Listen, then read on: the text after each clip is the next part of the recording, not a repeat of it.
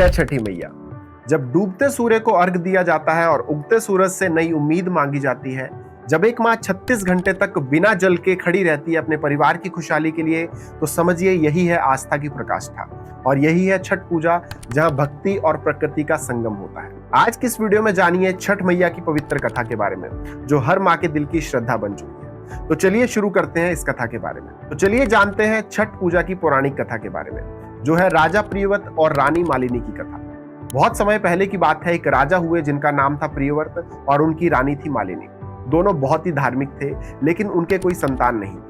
दोनों ने संतान प्राप्ति के लिए बहुत से यज्ञ किए, बहुत से पूजन किए, लेकिन फिर भी उन्हें कोई संतान प्राप्ति नहीं हुई। फिर राजा प्रियव्रत ने महर्षि कश्यप से इसका उपाय पूछा। ऋषि ने उन्हें पुत्रेष्ठी यज्ञ करने की सलाह दी और यज्ञ के बाद ऋषि ने रानी मालिनी को प्रसाद के रूप में खाने के लिए खीर दी, जिसके कुछ समय बाद रानी मां बनने वाली थी और उनके घर एक पुत्र पैदा हुआ, लेकिन वो पुत्र मरा हुआ पैदा हुआ। तो इस दुख से राजा और रानी बेहद टूट गए और फिर राजा प्रियव्रत अपने बेटे के मरे हुए शरीर को लेकर शमशान चले गए और वहां पर भगवान से प्रार्थना करने लगे कि हे प्रभु, अगर हमारी भक्ति सच्ची है तो हमारी संतान को जीवन का दान दो। तभी आकाश से एक तेज प्रकाश प्रकट हुआ और एक देवी धरती पर उतरी। उन्होंने कहा, राजन, मैं ब्रह्मा की मानस पुत्री देवी छठी हूँ, सृष्टि की रक्षक और बच्चों की रक्षिका।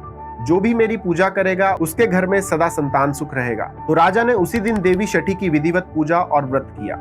फलस्वरूप उनका बच्चा जीवित हो गया और तभी से छठी माता की पूजा यानी कि छठ पूजा की परंपरा शुरू हुई। दोस्तों, छठ पूजा हमें सिखाती है कि प्रण अगर सच्चा हो तो भगवान खुद सूर्य की किरणों में आशीर्वाद देने उतर आते हैं। और ये पर्व सिर्फ एक व्रत नहीं है, ये माँ की ममता, धैर्य और भक्ति की शक्ति का प्रतीक है। तो दोस्तों, इस छठ पूजा पर छठी मैया से यही प्रार्थना करें कि आपके जीवन में खुशियां, सेहत और रोशनी कभी भी कम ना हो।